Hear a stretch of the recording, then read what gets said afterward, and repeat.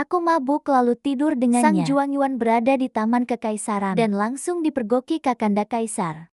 Beliau menatap bekas merah di tangan Juangyuan. Lalu berkata dengan nada sedih. Meski kau tidak menyukainya. Ini Juangyuan. Wajah kehormatan istana. Yang mulia salah paham. Kata Menteri Dongmei. Putri Agung hanya tidur dengan hamba. Sebelum aku sempat bicara. Suara dingin Lu Yuanhui terdengar dari belakang. Kakanda langsung menyeretku ke balik bebatuan. Zhao Changying. Apa yang kau lakukan? Aku hanya bisa menjelaskan dengan pasrah. Tadi malam, aku minum terlalu banyak. Saat itu aku bertemu Lu Yuanhui, yang berjalan keluar istana sendirian. Aku teringat kejadian lama. Ketika dia menegurku di depan umum, jadi aku terbawa emosi dan menyuruh orang membawanya ke istanaku. Aku duduk sambil memarahinya. Berani sekali mengajariku. Sok mulia? Sok terhormat? Tapi wajahnya terlalu tampan. Dia hanya diam tanpa membalas. Semakin memarahinya suaraku makin pelan.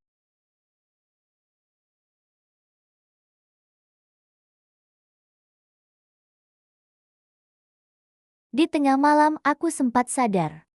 Melihat Lu Yuanhui berbaring di ranjang. Aku sempat terdiam. Dan sedikit panik. Namun kupikir lagi. Kakandaku bahkan tak mau memiliki selir. Dan sibuk mengurus urusan orang lain. Sudah 3 tahun belum berhasil. Aku Putri Agung.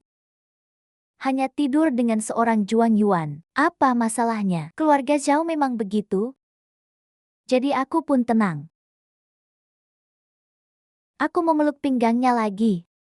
Dan kembali tidur. Tubuhnya langsung menegang. Tapi tidak melawan. Hingga pagi tiba. Aku berpakaian dengan santai.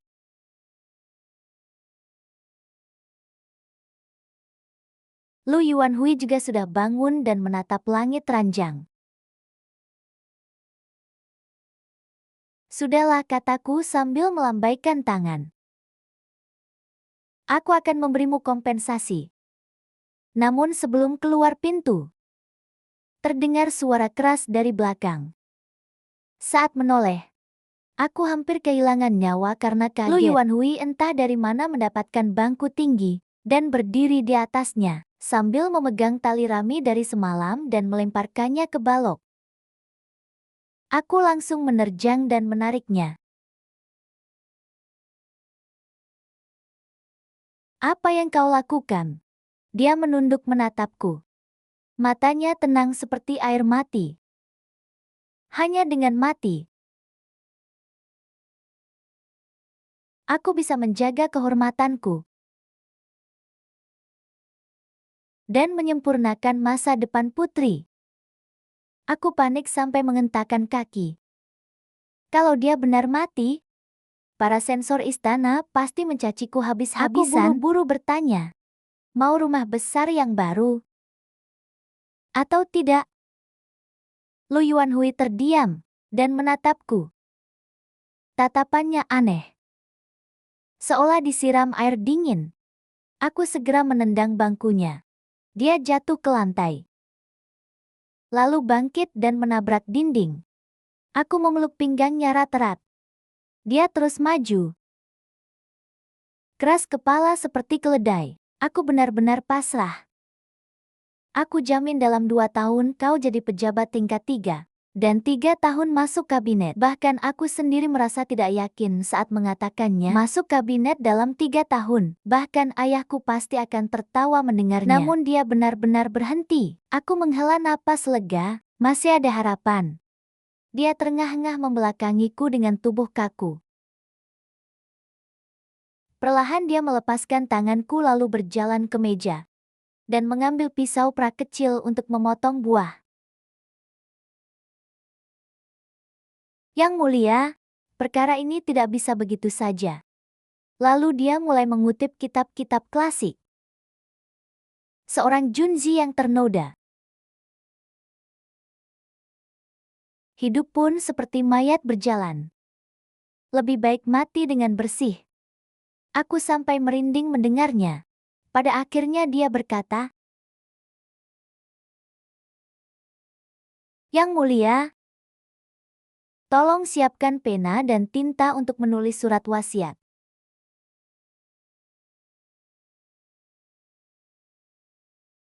Tulis bahwa hamba kehilangan kehormatan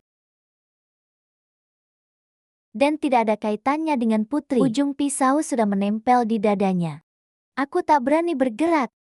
Aku membujuk dari masa depan hingga jodoh. Lalu aku mengerti.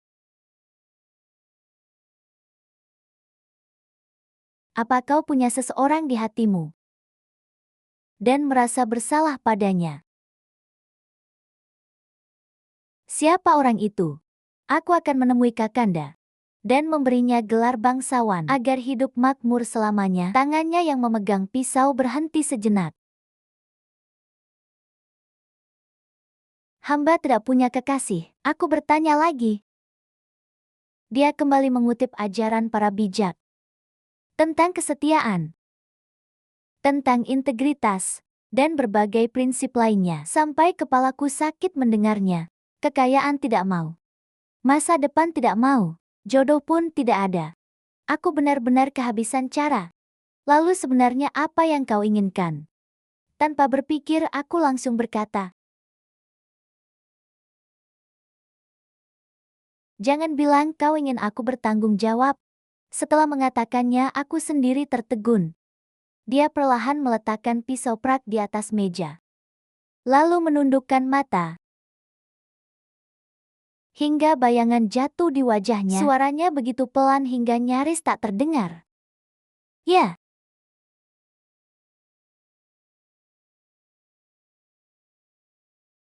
Dia mengangkat pandangannya. Ucapan putri tidak boleh ditarik kembali. Tatapannya yang jernih tertuju padaku. Setelah mendengar ceritaku, Kakanda tertawa. Awalnya bahunya bergetar, lalu seluruh tubuhnya ikut gemetar. Seolah benar-benar tidak tahu harus berkata apa. Zhao Changying, kau benar-benar hebat. Dia memarahiku selama 1 batang dupa penuh. Dari keterlaluan sampai tak tahu malu. Benar-benar keterlaluan, Kaisar sangat menghargai orang pekerja keras seperti Lu Yuanhui. Setelah memarahiku, beliau berbalik menepuk bahu Lu Yuanhui dan berkata dengan sungguh-sungguh, "Kau sudah belajar dengan tekun lebih dari 20 tahun, baru susah payah berhasil. Kalau menjadi permaisuri putri, maka kau benar-benar akan jauh dari politik istana." Setelah mendengarnya, Lu Yuanhui tetap tenang. Hamba orang yang tradisional. Sejak kecil membaca kitab suci para bijak, mengerti kehormatan dan rasa malu. Suaranya tidak keras, namun kalimat itu terdengar jelas. Pertama, hamba mati demi menjaga kehormatan hamba dan menghindarkan putri dari aib. Lu Yuanhui berbalik menatapku dengan pandangan yang teguh. Atau menikah karena telah melakukan hal suami istri, maka harus menyandang nama suami istri. Kakandaku terdiam. Beliau membuka mulut, ingin mengatakan sesuatu namun menahannya. Mungkin belum pernah melihat Juan Yuan sekeras kepala ini. Suasana menjadi hening sesaat. Kakandaku mengusap pelipis lalu menatapku. Tatapannya seolah berkata, urus sendiri masalah yang kau buat. Tenggorokanku terasa kering. Aku menatap Lu Yuanhui. Ekspresinya tetap datar. Hanya menunggu dengan tenang. Seolah berkata terserah keputusanmu. Karena kapan saja aku bisa mati. Kulit kepalaku terasa mati rasa. Lalu aku mendengar suaraku sendiri yang kaku. Aku akan menikahimu. Setelah mengatakannya, aku sendiri tercengang. Aku mendengar detak jantungku. Sambil melihat reaksinya. Tiba-tiba dia membungkuk. Memberi hormat dengan sangat rapi. Terima kasih atas anugerah putri. Kakandaku membawa kami kembali untuk menulis dekret. Lo Yuanhui berdiri di samping meja sambil mengawasi. Matanya menyapu setiap kata dengan saksama.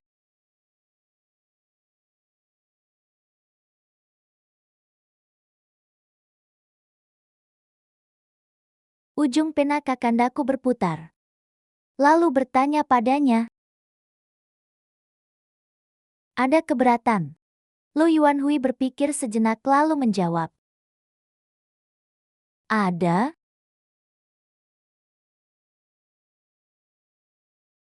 Mohon yang mulia. Menambahkan satu pasal lagi. Dalam 3 tahun.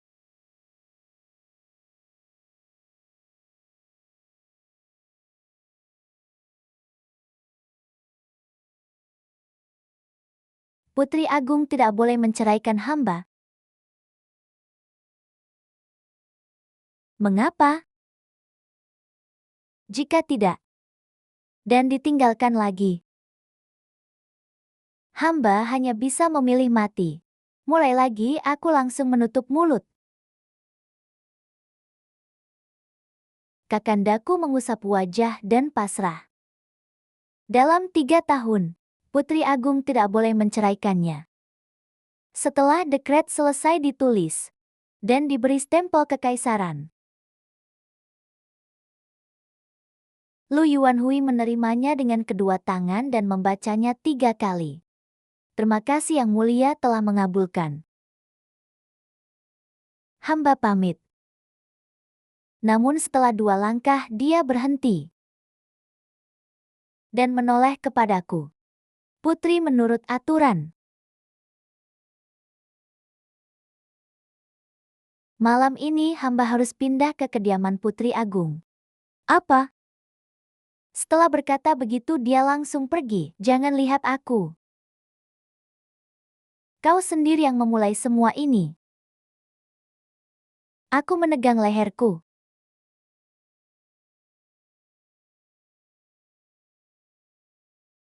Kalau aku tidak mengizinkannya pindah. Kakandaku mencibir dingin. Kalau begitu coba saja. Lihat nanti malam. Dia gantung diri di balok kamarmu. Atau menabrak gerbangmu. Malam itu juga, Lu Yuanhui benar-benar pindah ke kediamanku. Aku sengaja menempatkannya di bagian paling barat rumah, yang jauh dari halaman utamaku. Dipisahkan oleh sebuah kolam dan 2 taman batu, namun dia punya kaki panjang dan tetap datang sendiri. Keesokan siang, aku baru saja bangun dan melihat Lu Yuanhui berdiri di luar pintu membawa kotak makanan. Dia menyerahkannya kepadaku, lalu membukanya dengan hati-hati. Di dalamnya ada beberapa kue yang dibuat dengan indah. Aku tidak menerimanya dan hanya menatapnya. Dia berhenti sejenak. Lalu mengambil sepotong kue osmanthus dan menggigitnya sendiri. Kemudian mengangguk. Tidak beracun. Lalu, mengangkat kepala menatapku. Aku menerima kotak itu dan mengambil sepotong kue. Aku berkata, aku tidak bilang itu beracun. Yang mulia, tentang makanan, pakaian, dan kebutuhan harian Anda. Mulai sekarang. Lo Yuanhui berdiri tegak seperti pohon pinus. Mohon beritahu saya tentang selera makanan Anda. Aku langsung tertarik. Oh, begitu?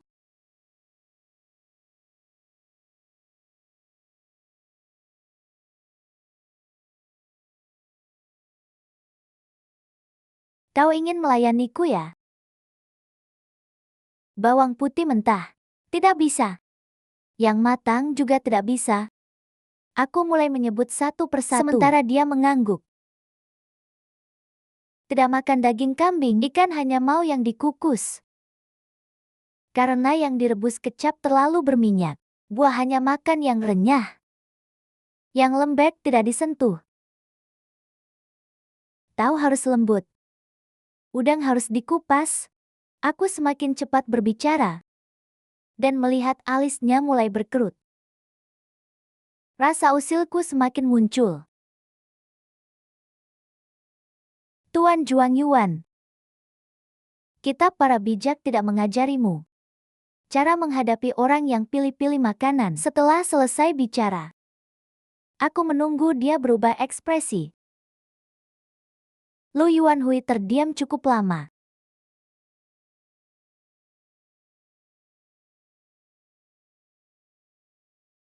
Lalu alisnya kembali rileks.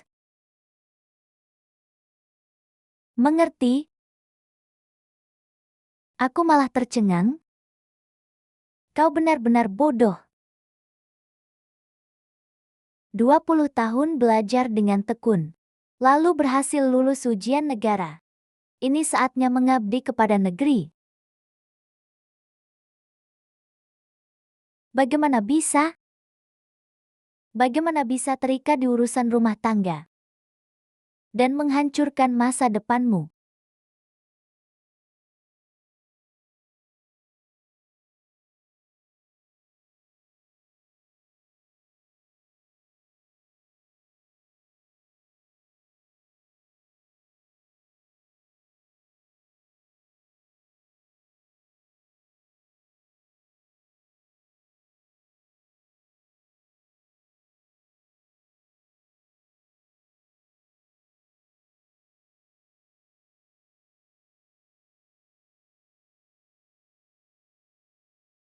Ucapan tetua Wang terdengar keras, namun suaranya serak.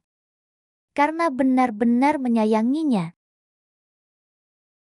Junior ini telah mengecewakan harapan besar Anda. Namun, dalam hidup ini, ada beberapa hal yang lebih penting daripada masa depan. Hal apa itu? Lo Yuanhui tidak menjawab. Dia menoleh ke arah tempatku berdiri. Aku segera bersembunyi di balik pilar dan diam-diam mengintip. Baru kusadari dia tidak sedang melihatku, melainkan pohon begonia di dekat dinding. Kelopaknya sedang bermekaran saat angin bertiup. Bunga-bunga beterbangan ke arahnya. Dia tidak menghindar sedikit pun. Membiarkan kelopak merah muda itu jatuh di pakaiannya. Suara omelan tetua Wang perlahan memudar tertiup angin. Hanya bunga begonia yang terus berjatuhan, halus dan pelan, menutupi tanah dengan warna putih merah muda. Setelah beberapa saat, tetua Wang akhirnya lelah memarahi.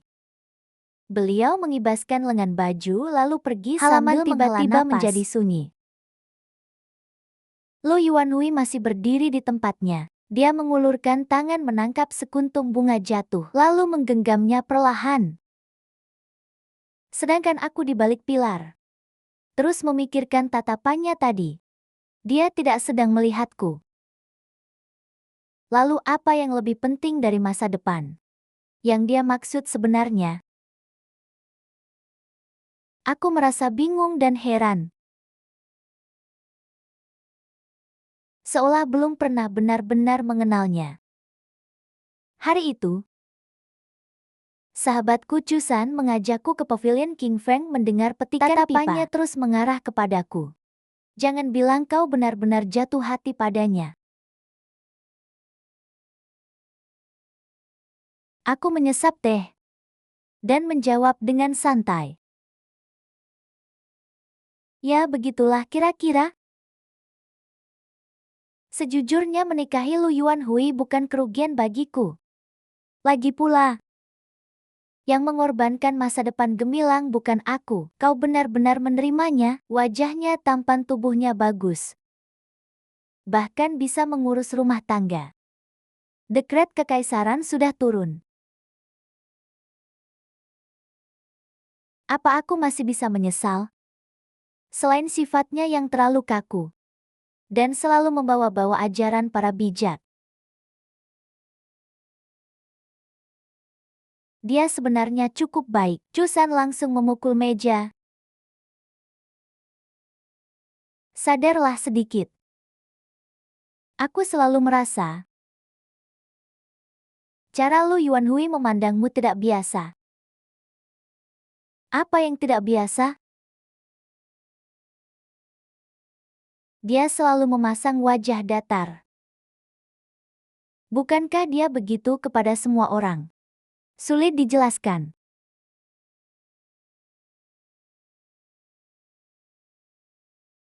Tapi dulu di berbagai jamuan istana, aku pernah beberapa kali melihatnya saat berada di belakangmu. Bukankah dia selalu menghindariku? Memang menghindarimu. Tapi, setiap kali kau membelakanginya, dia selalu melihatmu. Bagaimana kalau melihatku? Aku memang cantik. Apa salahnya kalau dia melihat beberapa kali? Itu bukan tatapan yang tergoda kecantikan.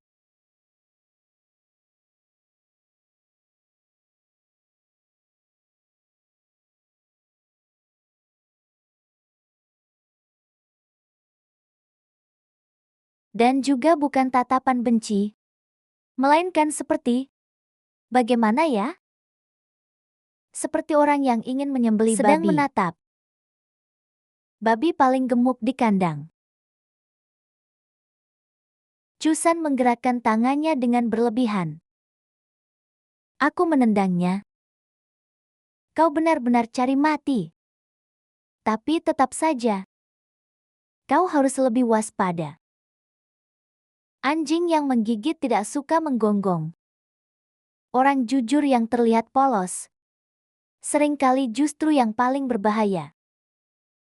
Setelah menikah nanti, cara kalian bergaul akan berbeda dari sebelumnya. Bagaimana mungkin tetap sama? Saat pulang, langit sudah mulai gelap. Begitu membuka tirai kereta, aku langsung terpaku. Kenapa kau ada di sini? Lu Yuanhui sedang duduk di dalam, masih memegang gulungan buku. Aku naik ke kereta. Dia berkata, hamba datang menjemput putri pulang. Ucapan Chusan terus terngiang di kepalaku. Aku duduk lalu memiringkan kepala menatapnya. Wajah sampingnya terlihat samar dalam cahaya redup. Pandangannya tetap tertuju pada buku. Dan tidak pernah menatapku. Dia memang selalu seperti itu. Setiap kali bertemu denganku, dia selalu menundukkan mata. Memberi salam dengan sopan. Namun tetap menjaga jarak. Bahkan saat perburuan itu. Ketika aku memacu kuda mengejar rusa dan hampir jatuh dari lereng, dia menegurku di depan banyak orang. Lalu mengutip kitab panjang lebar. Namun saat itu pun, dia tidak pernah menatap mataku. Dulu aku sampai gemas dibuatnya. Dan menganggap kutu buku ini hanya berpura-pura. Tiba-tiba aku ingin mengerjainya. Aku menatap wajah sampingnya. Dia tetap tidak menoleh. Jadi aku mengulurkan tangan, memegang dagunya, dan memaksanya menoleh hingga wajah kami saling berhadapan. Begitu mata kami bertemu, seluruh tubuhnya langsung membeku. Buku di tangannya terjatuh dan menghantam lantai kereta. Dia hanya menatapku kosong, bahkan tidak berkedip. Pandangannya turun dari mataku ke ujung hidungku, lalu ke bibirku. Dia terdiam cukup lama. Aku memutuskan untuk mengujinya. Saat melewati ruang baca, Lu Yuanhui sedang membaca. Aku merapat dan menyandarkan bahu di sampingnya sambil melihat halaman buku, bahkan sengaja menyentuh lengannya.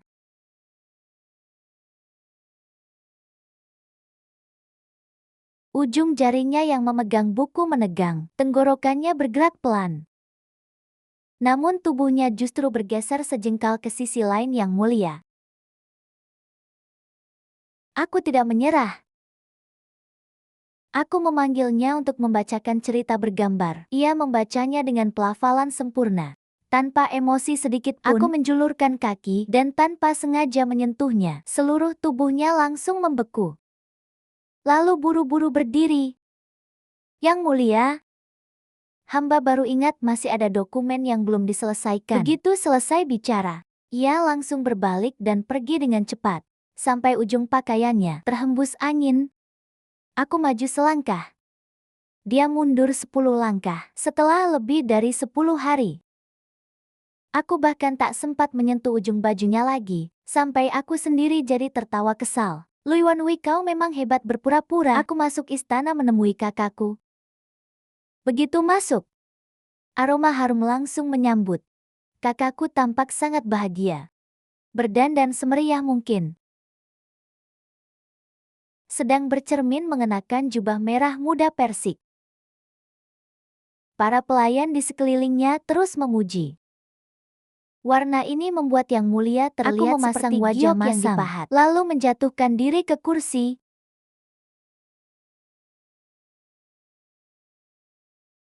Apa yang kau tahu? Kakak iparmu suka aku berpakaian cerah. Nona Yuan kedua yang selalu dia pikirkan. Akhirnya bercerai beberapa waktu lalu. Senyum kakakku sempat membeku sesaat. Lalu dia kembali menegakkan dada. Gawat melihatnya seperti itu, aku tak tega menyiram air dingin. Dengan sifatnya itu mana mungkin berani menyerang duluan. Kurasa posisi selir cadangan masih harus kujalani. Aku menghela napas. Lalu menceritakan tentang Lu Yuanhui, semua tingkahnya yang terlalu menjaga jarak. Tanpa melewatkan apapun, kakakku diam setelah mendengar semuanya. Dia perlahan memainkan liontin giok di pinggangnya. Changyun, kenapa kau begitu peduli apakah dia suka padamu atau tidak? Padahal kau juga tidak menyukainya. Aku menjawab dengan percaya diri, kenapa tidak peduli? Kalau Lu Yuanhui jatuh cinta padaku, bukankah itu membuktikan pesonaku luar biasa, dan aku menang darinya?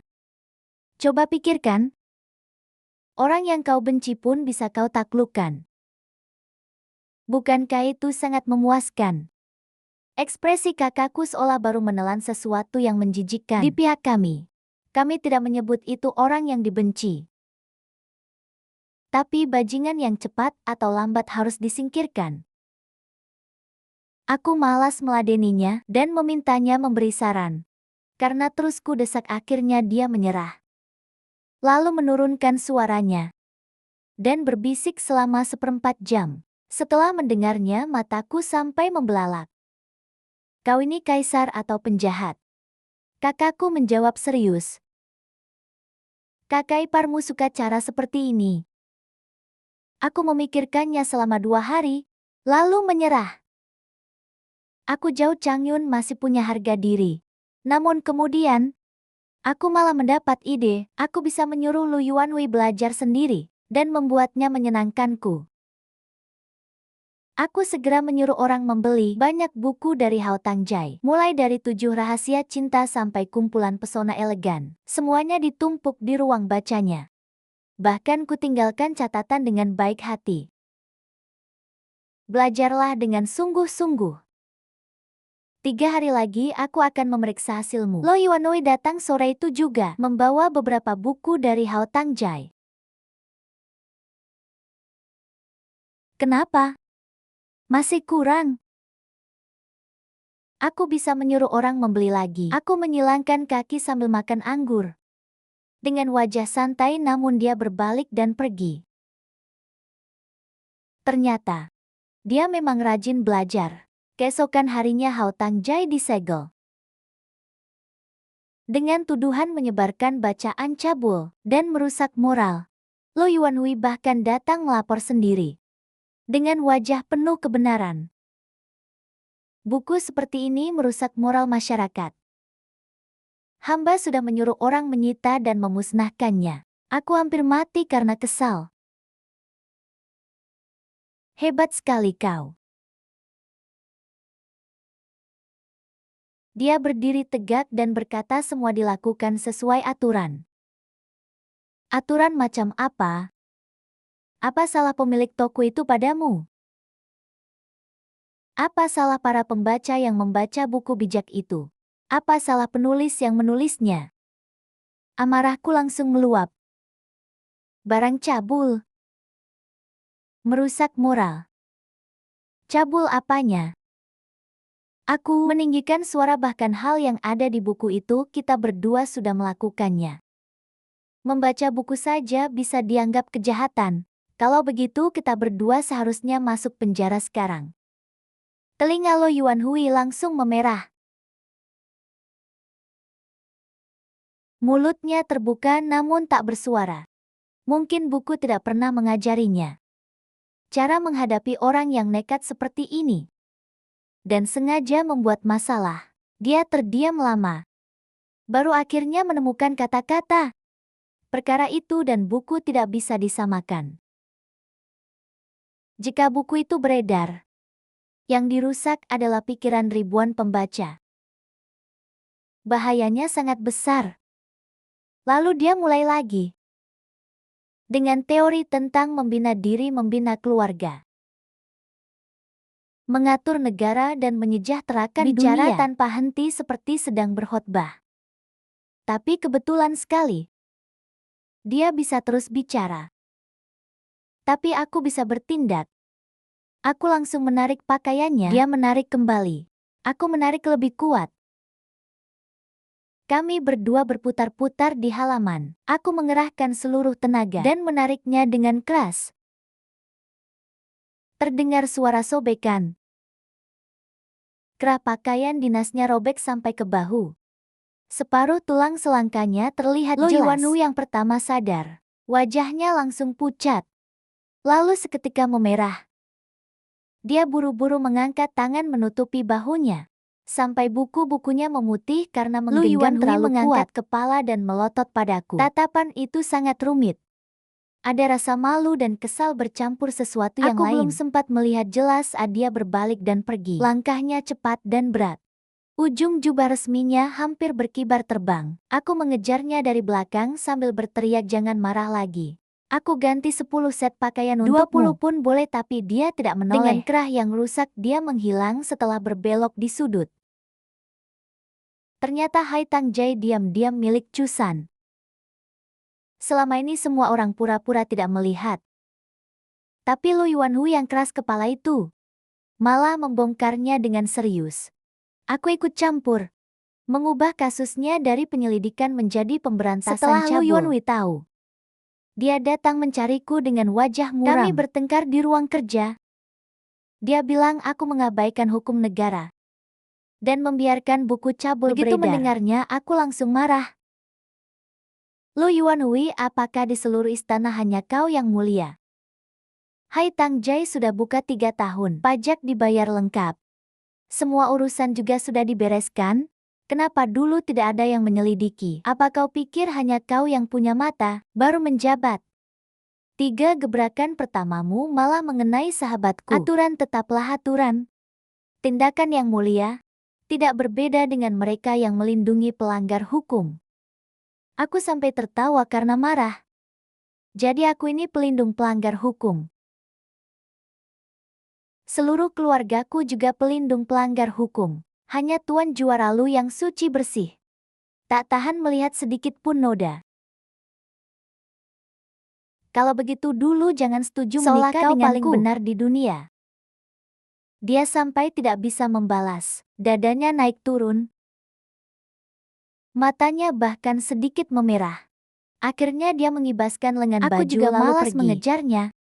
Kalau mau marah silakan marah. Perang dingin itu berlangsung sampai hari pernikahan. Selama itu dia mengirim kue 3 kali. Dan semuanya ku kembalikan tanpa disentuh. Pada kali keempat dia datang sendiri. Berdiri di luar gerbang halaman selama setengah jam. Tapi tidak ku biarkan masuk. Prosesi pernikahan sangat rumit. Membuat orang kelelahan. Saat pesta malam berakhir, aku sedikit mabuk. Cusan dan yang lain mengiringiku sambil bercanda ke kamar pengantin. Sekelompok orang berdesakan di depan pintu. Aku mengangkat tangan dan membuka pintu. Setelah melihat sekilas, aku langsung menutupnya lagi. Mereka di luar mengetuk pintu dengan heboh. Aku menarik napas 2 kali. Baru menoleh dan berteriak kepada mereka. Pergi sana. Saat mereka masih bersorak, aku membuka celah pintu. Lalu cepat-cepat menyelinap masuk dan mengunci pintu dari dalam. Kulihat Lu Yuanhui berlutut di atas ranjang. Pakaian pengantin merahnya sudah dilepas. Dilipat rapi dan diletakkan di samping bantal. Bahkan dia mengikat dirinya sendiri dengan tali merah. Seperti Bakcang. Aku berdiri di depan pintu. Dan langsung sadar sepenuhnya. Tatapan Lo Yuanhui sempat menghindar. Lalu dipaksanya kembali ke wajahku. Suaranya sangat pelan, menunggu reaksiku. Karena aku tidak bergerak, dia pun mulai gelisah. Telinganya memerah sedikit demi sedikit. Sampai lehernya ikut merah. Ikatan Bakcang ini benar-benar tidak bagus. Talinya terlalu kencang, aku pun mendekat. Suara langkah kakiku terdengar pelan. Napasnya menjadi lebih ringan. Aku berhenti di depannya dan menunduk menatapnya. Wajah ini memang tampan. Lalu seperti membuka hadiah. Aku melepaskan talinya dengan hati-hati. Beberapa jam kemudian, Lo Yuanhui menghela napas panjang. Helaan napas itu jatuh ke dalam cahaya lilin. Seolah seseorang yang telah menempuh perjalanan jauh. Dan akhirnya pulang ke rumah.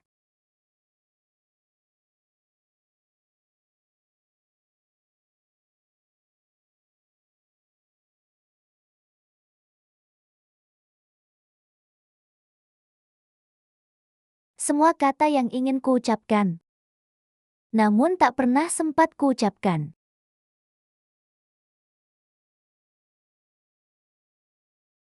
Apa kau terlalu banyak belajar sampai bodoh?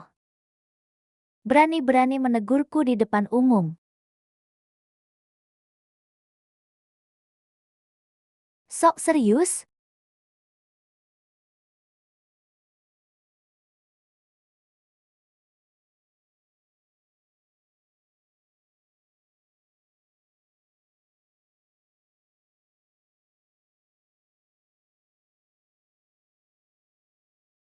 Yang mulia, aku orang yang sangat tradisional. Sejak kecil membaca kitab para bijak, mengerti rasa malu dan kehormatan. Karena sudah begini, hanya ada 2 pilihan. Pertama, aku mati untuk menjaga kehormatanku dan menghapus aib yang mulia. Kedua, menikah. Karena telah melakukan hal suami istri, maka harus menyandang nama suami istri.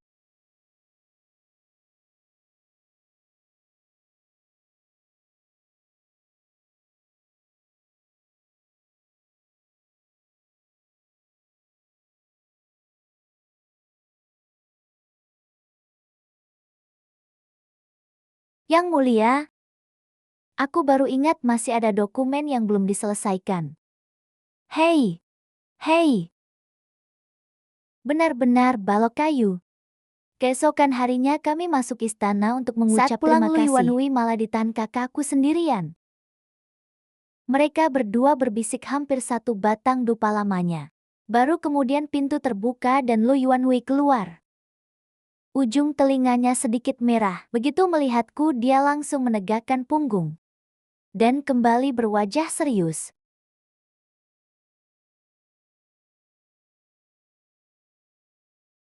Di kereta menuju kediaman. Apa yang dikatakan kakakku kepadamu? Dia menatap lurus ke depan. Beliau menyampaikan nasihat yang mulia Kaisar. Tentang cara menjaga keharmonisan suami istri. Agar rumah tangga rukun dan harmonis. Aku langsung terdiam. Ternyata kakakku juga bisa mengajari hal serius seperti itu. Belakangan Lu Yuanhui cukup sibuk.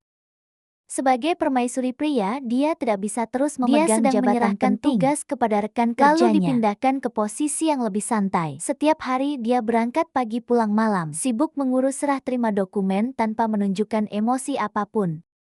Aku tidak tahu apakah dia rela atau tidak. Tapi keluarganya jelas tidak rela. Ibu kandung Lu Yuanhui meninggal saat dia masih kecil. Ayahnya kemudian menikah lagi dan menyerahkannya kepada kakeknya. Selama belasan tahun hampir tidak pernah peduli. Tapi sekarang, mereka malah datang dari kampung halaman yang jauh. Untungnya Lu Yuanhui tidak ada di kediaman hari itu. Jadi aku yang menemui ayah dan ibu tirinya yang membuat keributan. Aku sudah sering melihat. Bagaimanapun tahun paling gila ayahku pernah membius ibuku. Ibuku juga pernah menusuknya 3 kali, bahkan sempat memberinya racun mematikan. Pemandangan seperti apa yang belum pernah kulihat, tapi orang selucu ayah Lu Yuanhui.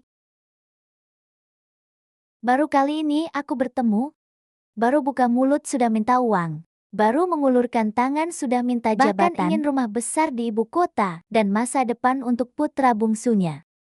Di setiap kata, terlihat jelas maksudnya. Seolah seluruh keluarganya akan ikut naik derajat. Aku menopang dagu sambil menonton mereka seperti menonton sandiwara. Mereka sampai membuatku merasa seolah aku orang yang sangat sabar. Saat aku sedang berpikir, apa harus langsung mengusir mereka atau menyuruh pengawal menyeret mereka keluar? Lu Yuanhui pulang. Dia berdiri di ambang pintu, tanpa ekspresi di wajahnya. Tatapannya menyapu ayah dan ibu tirinya. Lalu berhenti di wajahku. Kemudian dia melangkah masuk dan mengangkat kerah belakang ayahnya. Ayahnya memang bertubuh pendek. Begitu diangkat kedua kakinya langsung terangkat dari tanah. Dia sempat meronta 2 kali lalu terdiam. Ibu tirinya langsung berteriak memanggil Lu Yuanhui. Namun dia terus berjalan keluar. Seperti membawa seekor ayam yang meronta. Ayahnya baru sadar dan mulai memaki. Suaranya makin lama makin jauh. Aku lalu berteriak, apakah malam ini masih pulang makan? Langkahnya tidak berhenti. Jawabannya terdengar dari kejauhan dengan tegas. Ulang. Aku mengangkat alis. Lalu duduk kembali minum teh. Saat senja Lu Yuanhui kembali. Aku sedang memberi makan ikan di halaman. Sudah beres? Sudah beres, jawabnya datar. Aku segera bertanya. Bagaimana caranya? Dia berdiri di sampingku. Menandatangani surat. 2 rangkap. Mereka mengambil uang lalu pergi. Tidak akan mengganggu lagi. Tanganku yang sedang menabur pakan langsung berhenti. Hanya begitu, dia menatapku dengan bingung. Memangnya harus bagaimana lagi? Aku memberi mereka uang. 3.000 tael. Putus hubungan sepenuhnya. Kepolosannya benar-benar membuatku terdiam. Dengan wajah ayahnya seperti itu, Bahkan gunung emas pun takkan mampu mengisi keserakahannya. Kedepannya pasti akan terus-menerus mengganggu. Lo Yuanhui masih terlalu polos.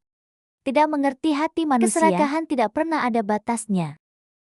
Bagaimana kalau kita selesaikan sampai ke akar? Begitu kata itu keluar aku langsung menyesal. Bodoh sekali Zhao Changyin. Itu ayah kandungnya. Bagaimanapun tetap darah dagingnya. Kenapa aku malah bicara seperti Algojo? Saat aku hendak menarik kembali ucapanku, aku melihat Lu Yuanhui membeku. Hatiku langsung berdebar. Lu Yuanhui tiba-tiba melangkah maju dan menutup mulutku dengan tangannya. Dia cepat-cepat melihat sekeliling lalu mendekat. Berbisik tergesa-gesa di telingaku. Hal seperti ini tidak boleh dibicarakan di depan umum. Aku menepis tangannya, lalu terdiam. Ekspresinya sangat serius, bahkan mendekat setengah langkah lagi. Suaranya makin pelan, seperti pencuri yang sedang berbisik. Kalau memang harus dilakukan, tunggu sampai malam. Ternyata dia benar-benar sedang mempertimbangkannya, bukan mempertimbangkan boleh atau tidak, melainkan bagaimana melakukannya. Malam itu Lu Yuanhui menjelaskan rencananya dengan rinci. Aku sampai tercengang. Dia merapikan sikapnya dengan wajah yang sangat serius. Bagaimana ini bisa disebut meminjam pisau untuk membunuh? Nada suaranya tenang seperti sedang membahas utang piutang. Ini hal yang wajar. Aku hanya membiarkan orang yang seharusnya tahu mengetahui kenyataannya. Bagaimana jika mereka berhasil membayar utangnya? Mereka tidak mampu dan juga tidak akan membayar. Saat aku menjadi juara ujian dan menikahi negara, putri kerajaan kabarnya sudah menyebar. Begitu mereka tiba di ibu kota, para penagih utang langsung mengincar mereka. Siapa yang akan percaya mereka tidak punya uang? 3.000 tael tidak cukup menutup semua utang. Para penagih hanya akan mengira mereka menyembunyikan harta. Kalau para penagih membawa ayahmu datang mencarimu untuk meminta uang, Lu Yuanhui mengangkat pandangan. Aku adalah suami sang putri agung. Apa mereka berani menggangguku? Hebat juga kau Lu Yuanhui. Sekarang, pandai memanfaatkan kekuasaan. Urusan ini sudah kubantu selesaikan. Terima kasih Yang Mulia. Surat permintaan bantuan dari ayah tua Lu datang. Isinya kurang lebih mengatakan, begitu mereka pulang ke rumah, mereka langsung ditangkap para penagih utang. Uang yang ada bahkan tidak cukup untuk bunganya. Dia bilang sudah menyuruh orang ke ibu kota mencari Lu Yuanhui. Namun malah dimaki dan dipukuli. Di akhir surat dia meminta Lu Yuanhui mengirim uang. Aku bahkan tidak membiarkan surat itu sampai kepadanya. Langsung kubakar di perapian. Si bodoh kecil milikku sendiri. Hanya aku yang boleh menggertaknya. Lagi pula ibu kota dan Langya terpisah gunung dan sungai yang jauh. Perjalanan surat bisa saja tidak sampai. Bukankah itu wajar? Lu Yuanhui mengetahui hal ini. 3 hari kemudian. Malam itu dia terus membolak-balik sampai ranjang berderit. Aku menendangnya sekali. Dia akhirnya diam. Dalam gelap hanya terdengar napasnya yang berat. Setelah lama terdiam, barulah dia berbicara. Dengan suara sangat pelan, apakah Yang Mulia merasa penuh siasatkah Lu Yuanhui? Apa punya siasat itu hal buruk? Di zaman seperti ini, orang yang tak punya akal sudah lama dimangsa habis. Tapi bagaimana kau memperlakukan orang lain aku tak peduli, asal jangan gunakan tipu daya itu padaku. Kalau begitu meski kau punya 100 akal pun aku rela. Setelah aku berkata begitu Lu Yuanhui lama tak bersuara. Aku mendekat dan meraba wajahnya dalam gelap. Ujung jariku terasa sedikit basah. Menangis. Tidak, katanya pelan sambil menyembunyikan wajah di telapak tanganku. Aku tertawa dan tak membongkar kebohongannya. Tanganku yang lain menepuk pelan punggungnya. Saat musim gugur tiba mutasi pejabat sering terjadi. Beberapa rekan seangkatan Lu Yuanhui menerima banyak surat kenaikan jabatan yang terus berdatangan. Aku dan Lu Yuanhui tak bisa menghindari menghadiri jamuan. Suasana pesta meriah. Gelas saling bersentuhan. Semua orang tampak berseri-seri. Salah satu teman yang dulu belajar bersamanya menepuk bahunya sambil menghela napas.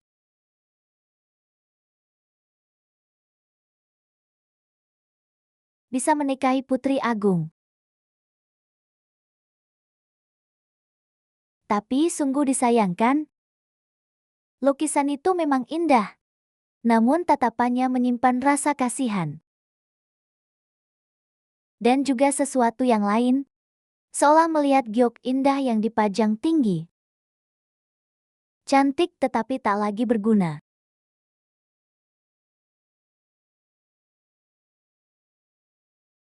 Aku menoleh melihat Lu Yuanhui. Dia sedang serius mengupas udang untukku. Meja begitu ramai. Tapi dia tak melihat siapapun. Hanya menunduk lalu menaruh daging udang ke piringku. Dia mengupas dengan sungguh-sungguh. Bahkan tak peduli jarinya terkena minyak. Aku menatap kedua tangannya. Tangan itu seharusnya memegang pena. Dan menulis karya yang indah. Kini justru mengupas udang untukku. Saat kembali dengan kereta, aku bertanya padanya. Menjadi pangeran pendamping, apa kau pernah menyesal?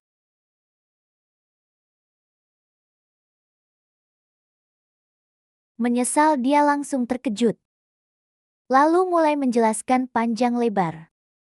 Aku sampai tak bisa berkata-kata. Perasaan melankolis yang tadi kurasakan langsung buyar seketika. Siapa bilang aku menyesal? Yang kutanya itu dirimu.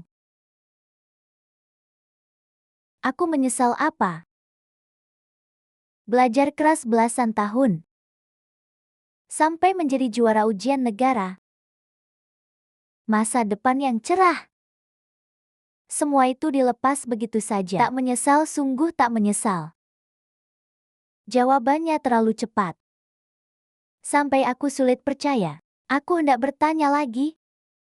Namun dia tiba-tiba mengangkat wajah. Tatapannya mengunci diriku. Seolah telah mengambil keputusan besar. Aku ikut ujian.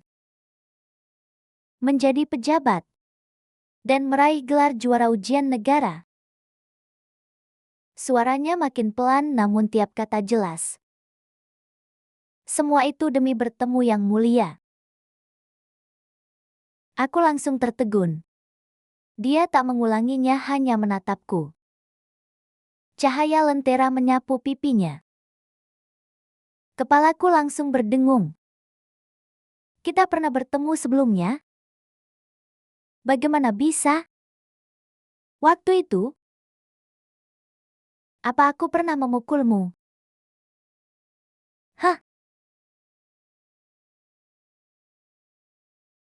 Karena aku jelas bukan orang yang terlalu baik.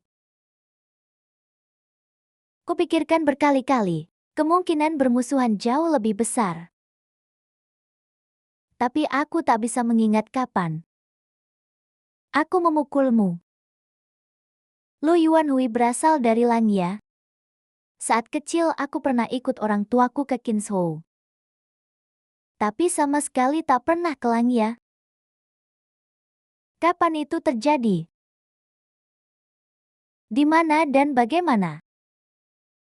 Dia memalingkan wajah menatap tirai kereta yang bergoyang. Bibirnya terkatup rapat. Seolah menyimpan rahasia besar. Dipendam begitu lama. Kini baru sedikit terungkap. namun tak tahu harus mulai dari mana. Aku terus menatapnya sepanjang jalan. Dari dalam kereta sampai gerbang rumah. Dari turun kereta hingga ke koridor.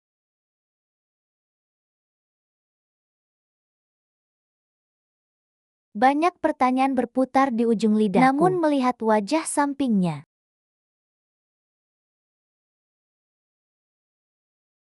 yang makin tampan di bawah cahaya lentera, aku tiba-tiba lupa ingin bertanya apa. Wajah itu benar-benar tampan. Saat berjalan pun memancarkan pesona alami. Yang tanpa sadar begitu menggoda. Aku terpukau sesaat. Saat sadar kembali, aku sudah menariknya masuk kamar. Yang mulia, nanti masih ada orang datang mengantar barang. Lo Yuanhui, jangan berpura-pura di depanku. Lo Yuanhui memang seperti itu. Dia ingin lebih dekat denganku, tapi tak pernah mengatakannya langsung. Hanya menatap dengan mata bening itu. Malam itu aku sangat lelah. Namun dia perlahan mendekat. Lengannya melingkari pinggangku. Dahinya bersandar di tengkukku. Dia memanggil namaku. Aku mengantuk setengah sadar. Lalu menepuk punggungnya.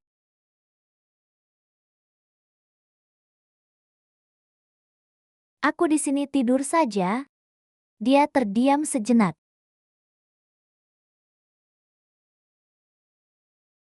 Lalu seperti ingin memastikan sesuatu. Changin. Aku hanya bisa menjawab lagi. Begitu terus berulang. Sampai aku menyerah.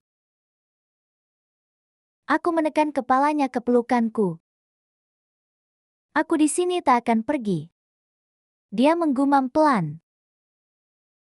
Lalu memelukku lebih erat. Detak jantung kami saling menempel. Berdetak mantap hingga masuk ke alam mimpi. Pangeran pendamping ceritakan padaku. Sejak kapan kau mulai memperhatikanku? Yang mulia, aku memang tidak pandai menceritakan Kalau begitu hal malam seperti ini itu. kita tidur terpisah.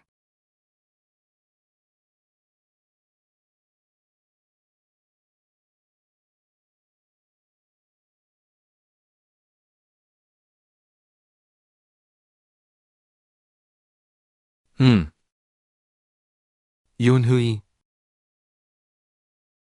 Hari ini ada tamu penting datang berkunjung. Mereka memiliki putra dan putri yang susiamu. Kau harus lebih ramah. Jangan terlalu serius. Tapi aku masih harus belajar. Kakaknya tampak ingin mengatakan sesuatu. Lalu hanya menggeleng dan keluar dari kamar. Orang-orang dewasa berbincang di aula. Kakak menyuruhnya mengajak kedua anak itu bermain di koridor. Anak laki-laki di Syria. Dan bertanya buku apa yang sedang ia baca. Gadis kecil itu menatapnya dengan mata berbinar. Tentu saja kita para bijak, jawabnya. Mungkin karena belum pernah melihat anak sekuno ini. Kakak beradik itu saling berpandangan. Lalu berlari sendiri ke halaman. Mengambil napas lega. Dan kembali duduk di koridor untuk membaca. Saat membalik halaman buku, terdengar keributan dari kejauhan. Ia mengangkat kepala melihat. Dan hampir kehilangan akal. Gadis kecil itu sedang mengangkat roknya. Dan memanjat pohon aprikot tua di sudut halaman. Injak kabang itu. Lu Yuanhui segera maju menggantikannya bagaimana bisa begitu. Ini tidak pantas. Bagaimana kalau kau jatuh dalam selesai bicara? Sebuah aprikot hijau jatuh dari pohon. Tepat mengenai dahinya. Tidak sakit tapi dingin. Jangan berteriak. Kalau ibuku datang habislah aku. Hei, saudara. Bantu kami berjaga boleh tidak? Sebentar saja. Lu Yuanhui membuka mulut. Injin berkata tidak bisa. Ini tidak sesuai aturan. Namun tatapan kakak beradik itu penuh harap. Akhirnya ia hanya bisa menggengak dan kembali ke pilar koridor sambil membawa buku. Tetapi telingganya terus memperhatikan sekitar. Hari itu akhirnya mereka bertiga duduk berdampingan di tepi sumur. Masing-masing memegang sebuah apricot hijau. Sang kakak menggigitnya. Dan wajahnya langsung menggeliat. Adiknya ikut menggigit. Wajah keselnya langsung muram dan menatap Luoyan Hu dengan kesel.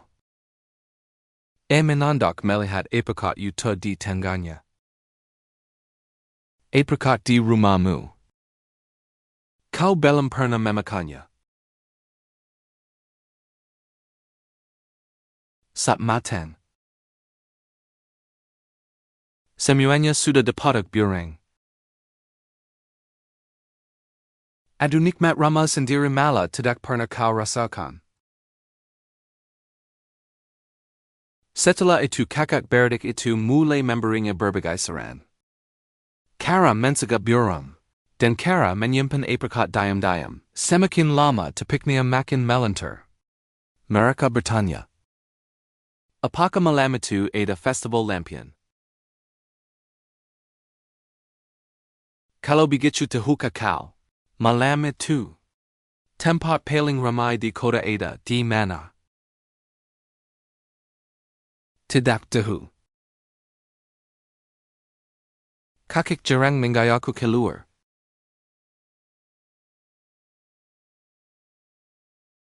Tidak apa-apa. Kami baru pergi akhir bulan. Saat festival nanti katakan saja pada kakekmu. Bahwa kau sudah berjanji dengan kami. Kita bertiga pergi bersama. Ia tidak menjawab. Karena merasa kakeknya kemungkinan besar tidak akan mengizinkan. Saat hendak pulang gadis kesal itu tiba-tiba kembali. Dan menyelipkan sebuah apricot hijau ke tangannya. Jaga baik-baik. Jangan sampai dipatok burung lagi. Selama belasan hari berikutnya. Ia belajar dengan sangat giat saat berbaring di malam hari. Ia selalu menghitung berapa hari lagi menuju tanggal 15. Ia berpikir jika dirinya lebih baik lagi, mungkin kakinya akan mengizinkan. Namun sebelum tanggal 15 tiba, keluarga itu sudah pergi dengan tugas. Musim semai tahun berikutnya. Ia dimarahi oleh kakeknya. Dan keluar dari ruang belajar dengan kepala tertendak. Saat mengangkat kepala ia melihat pohon penuh apricot hijau. Semuanya tergantung yuta di ranting. Ia menatapnya sangat lama. Malam itu ia diam-diam pergi ke bawah cahaya bulan tampak samar. Bayangan pohon bergoyang di tanah. Ia menyingsingkan lengan baju lalu ia banyak membaca buku. Tetapi belum pernah memanjat pohon. Kakinya terpelset. Dan ia jatuh begitu saja. Tepat menggantung tanah berlumpur. Keributan itu menjejakkan kakinya. Melihat keadaannya yang berantakan, kakinya kembali memarahinya. Pergi secepat itu ia. Bahkan tidak sempat mengucapkan selamat tinggal. Baru lama kemudian, ia mengetahui bahwa pasangan yang berwibawa itu ternyata adalah kaisar dan permaisuri yang menyamar. Ayahku pernah memberi ibuku rakan cinta. Ibuku bahkan pernah menekamnya 3 kali dan memberinya obat langka. Orang di keluargaku ini sudah melihat segala macam kejadian. Baru lama kemudian, ia mengetahui bahwa paman dan bibi yang berwibawa itu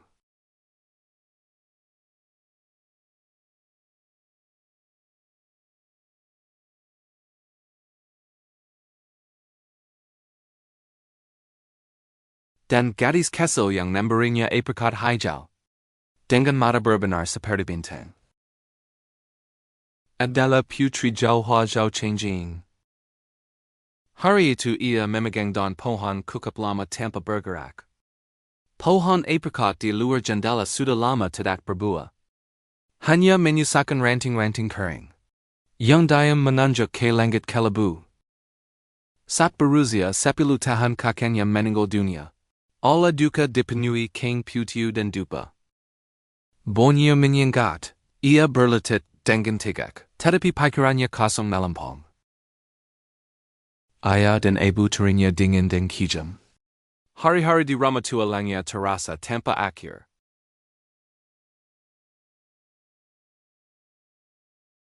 Saat seseorang tenggelam dalam lautan penderitaan, ia membutuhkan sedikit harapan untuk bertahan. Namun setelah mencari kesana kemari hanya itu yang tersisa. Sebuah sore yang samar, 3 anak kecil duduk berdampingan di tepi sumur. Masing-masing memegang aprikot hijau yang masam. Awalnya ia tidak punya pikiran lain. Ia hanya merasa belajar itu berat. Dan bertanya-tanya apakah mereka bertiga masih bisa bertemu lagi. Dan bertemu kembali. Zhao Changying. Untuk Lu Yuanhui, saat berusia 18 tahun, seorang tuan muda bangsawan menunggang kuda sembarangan di jalan ibu kota. Dan menabrak lapak sayur seorang lelaki tua, bahkan mengangkat cambuk untuk memukul orang. Lu Yuanhui baru saja maju, ketika sebuah sosok melesat melewatinya dan merebut cambuk itu. Lalu terdengar suara keras saat cambuk itu menghantam wajah tuan muda tersebut. Dasar berandal. Kau tahu siapa aku? Ia mengibaskan cambuk itu. Daripada dengar ibumu menangis diam-diam melindungimu. Aku tak peduli siapa dirimu. Berani menindas rakyat di jalan. Istana ini memang akan menghajarmu. Si bangsawan muda langsung pucat lalu kabur terbirit-birit. Lu Yuanhui berdiri terpaku di tempat. Dia melihat sang putri melempar cambuk ke pengawal. Lalu mengeluarkan beberapa perak dari kantongnya dan menyerahkannya ke tangan si kakek tua yang gemetar. Kemudian ia menoleh ke arah bangsawan muda yang kabur itu. Kalau sampai aku melihatmu menindas rakyat lagi, kakimu akan kupatahkan. Lu Yuanhui mendengarnya dan merasa ada sesuatu menghantam dadanya. Perlahan menjadi panas. Dari obrolan orang-orang di sekitar, barulah dia tahu. Itu adalah Putri Zhaohua, gadis kecil yang pernah memberinya aprikot hijau di tepi sumur. Kali ini rasanya bukan sekadar mengenang lagi, melainkan benar-benar jatuh hati. Sejak itu dia belajar siang malam. Setiap kali hampir menyerah dia berpikir untuk melangkah lebih tinggi lagi. Lebih menonjol lagi, mungkin suatu hari dia akan menoleh dari tempat tinggi itu. Sekali saja sudah cukup, kemudian dia benar-benar menjadi juara ujian negara. Pada hari parade kemenangan, dia menunggang kuda. Punggungnya tegak lurus. Tatapannya diam-diam menyapu pavilion di kedua sisi, terus mencari bayangan Zhao Changying. Namun setelah itu dia baru mendengar bahwa sang putri tertua hari itu sedang malas keluar. Seketika harapan di hatinya seperti padam. Kosong melompong. Belakangan mereka akhirnya bertemu di jamuan istana. Dia dikelilingi banyak orang dengan pakaian mewah. Seseorang memperkenalkannya untuk maju memberi hormat. Suaranya terdengar tegang. Salam hormat untuk yang mulia dan dia malah bersandar santai di kursinya. Tatapannya menyapu dirinya dari atas ke bawah. Jantung Lu Yuanhui berdegup kencang, seolah sedang diadili. Tuan juara ujian. Ternyata lebih tampan daripada rumor. Suaranya tidak keras, namun cukup jelas masuk ke telinganya. Kalimat ringan itu malah menghantam hatinya bak gemuruh besar. Setelah berkata begitu dia memalingkan pandangan dan kembali berbincang dengan orang lain. Lu Yuanhui kembali ke kursinya. Saat duduk telapak tangannya penuh keringat. Dia menggenggam cawan araknya, menatap bayangan yang bergoyang di dalamnya. Cahaya kecil itu redup terang silih berganti, seperti perasaan rahasia yang tak boleh diketahui orang. Apakah dia mengingatku? Mungkin saja.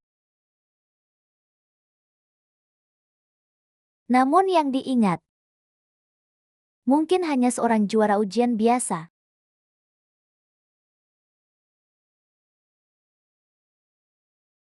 Setelah itu semua pertemuan kebetulan sebenarnya sudah dia rencanakan. Lu Yuanhui mulai memperhatikan undangan berbagai jamuan dan mencari tahu apakah Zhao Changing akan hadir di sana. Dia selalu menyelidiki semuanya lebih dulu. Begitu mendapat kabar, dia akan merencanakan di bawah cahaya lampu bagaimana memberi salam yang terlihat pantas. Jubah mana yang harus dipakai agar terlihat tampan tapi tidak terlalu sengaja. Terakhir kali baru 3 hari lalu dia maju menyapa. Apakah itu terlihat terlalu sering?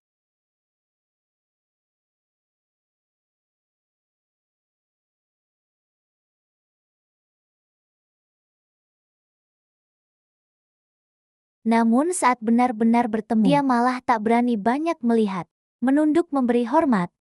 Dengan suara tegang dan datar, mengucapkan salam untuk yang mulia. Lalu langsung menyingkir memberi jalan. Namun sudut matanya terus mengikutinya. Memperhatikan tusuk rambut yang dipakainya hari ini. Pakaian yang dikenakannya, apakah sudut bibirnya terangkat atau mengatup. Sementara tatapan Zhao Changing padanya selalu seperti melihat sebuah benda. Benda yang indah. Benda yang berguna. Momen pertama yang benar-benar membuatnya diperhatikan adalah saat berburu ketika dia menunggang kuda mengejar rusa terlalu jauh dan melaju ke arah lereng curam itu. Lu Yuanhui, jangan gugup, kau pasti bisa. Katakan sesuatu untuk mengkhawatirkannya, pasti bisa membuatnya senang. Berburu memang berbahaya. Kadang bisa jatuh dari kuda. Lu Yuanhui, apa sebenarnya yang baru saja kau katakan? Pantas saja bahkan kakekmu bilang kau membosankan. Zhao Changing tertawa, lalu menoleh melihatnya dengan wajah tegang. Alisnya berkerut. Tuan juara ujian. Kau cerewet juga rupanya.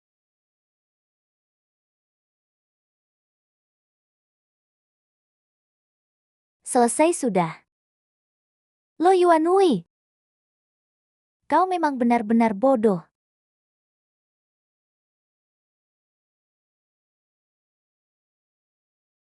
Setelah itu setiap bertemu dengannya, begitu melihatnya dari jauh dia langsung ingin menghindar. Kalau tak bisa menghindar, dia hanya menunduk memberi hormat dengan suara tegang dan datar. Tak berani menambahkan sepatah kata pun. Takut satu kata lagi malah membuatnya semakin dibenci. Namun siapa sangka, malam setelah jamuan istana selesai, saat dia berjalan keluar istana sendirian, tiba-tiba datang 2 pengawal wanita. Dengan sopan langsung membawanya pergi. Lalu kemudian dia seharusnya menolak.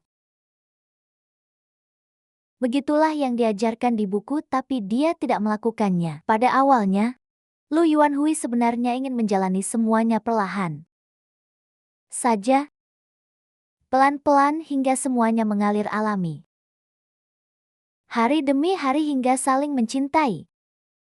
Walaupun perasaannya itu di mata Zhao Changing mungkin seperti orang buta menyalakan lampu.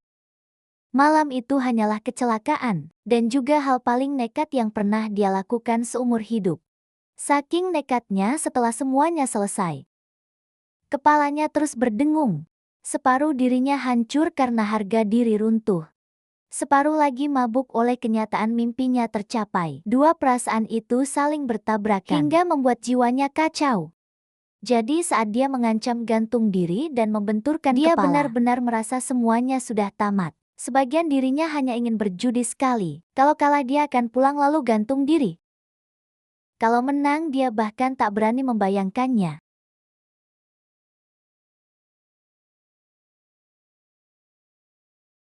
Apa yang kau lakukan?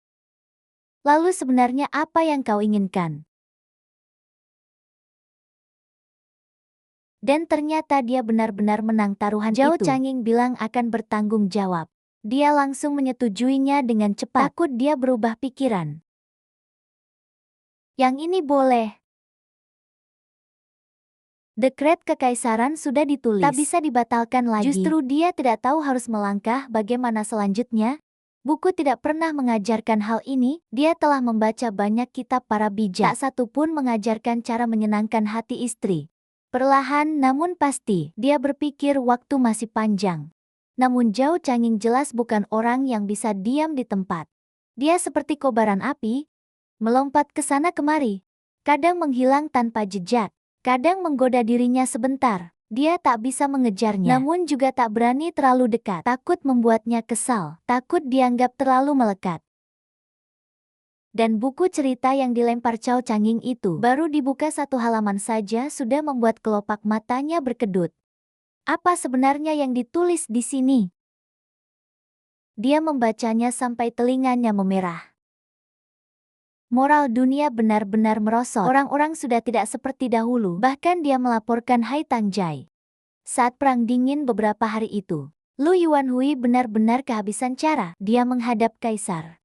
Awalnya hanya ingin meminta saran. Jangan terlalu menjaga gengsi. Namun kakak iparnya itu setelah mendengar maksudnya, menyentuh dagunya sambil tersenyum penuh arti.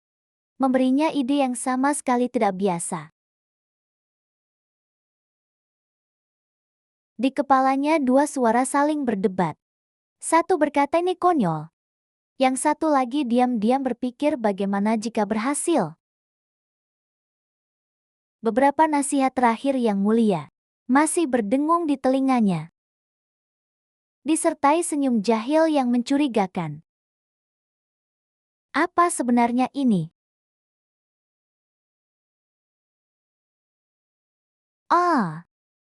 Namun Zhao Changing tidak bisa dibujuk dengan cara biasa. Semua alasan dan nasihatnya tak berarti apa-apa baginya.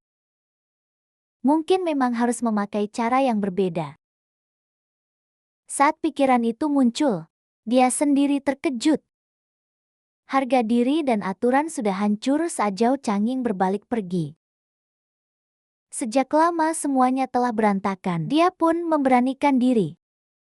Baiklah. Perlahan Lu Yuanhui mulai menemukan caranya. Zhao Changing tidak tahan pada kelembutan.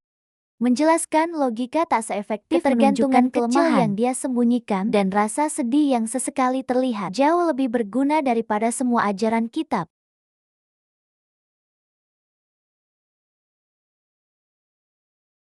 Dan mengenai niat kecilnya itu, Zhao Changing sebenarnya tidak sepenuhnya tidak tahu.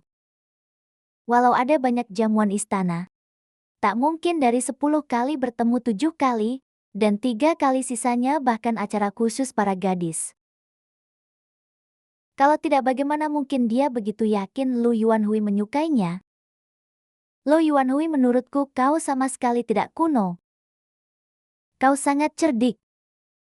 800 akal yang kau miliki itu. Semuanya kau gunakan untukku ya. Yang mulia aku. Yang mulia aku.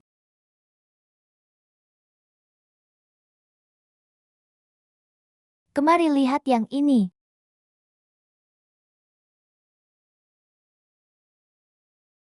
Yang mulia, permaisuri meminta pangeran pendamping datang. Tulisan di memorial ini. Siapa yang menulisnya? Yang mulia yang menulis. Atas nama siapa diajukan? Atas nama Perdana Menteri juga? Kalau begitu setelah diserahkan, apa hubungannya dengan Lu Yuanhui? Bahkan kalau memang ada hubungannya, kita suami istri. Aku bingung karena urusan pemerintahan. Lalu kau memberiku saran. Melanggar hukum yang mana? Ini. Jadi bisa seperti ini juga. Ternyata memang bisa ya yang mulia. Oh ya? Soal malam pernikahan itu benar kakakku yang mengajarimu? Yang mulia pelankan suaramu. Kalau tersebar tidak baik untuk yang mulia kaisar. Sudahlah. Sifat kakakku itu. Siapa di istana yang tidak tahu? Lagi pula keluarga jauh kami memang terkenal. Baiklah. Lihat kau sampai ketakutan begitu. Tak usah membicarakan mereka lagi. Suamiku silakan beristirahat. Istriku silakan duluan.